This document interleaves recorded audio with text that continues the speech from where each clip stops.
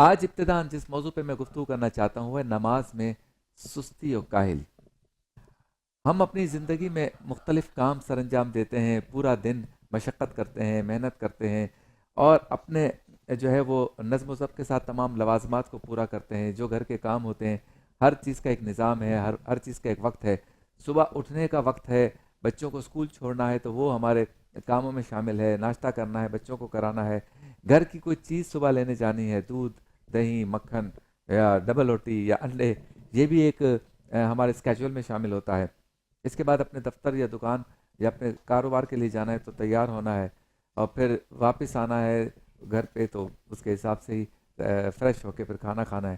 کسی تقریب میں جانا ہے، بچوں کے ساتھ بیٹھنا ہے، امی کے ساتھ بیٹھنا ہے، بیگم کے ساتھ بیٹھنا ہے.